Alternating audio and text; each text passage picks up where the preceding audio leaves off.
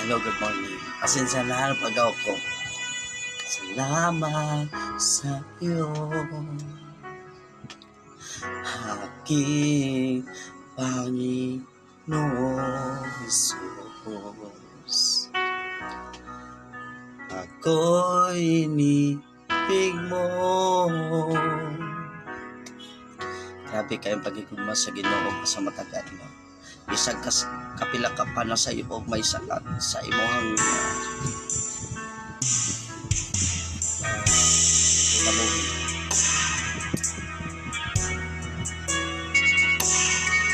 Ang buhay ko, puso at kaluluwa, ang Diyos nagpapadayon sa iyang pagigugma. Dili mo ma-judge ang iyang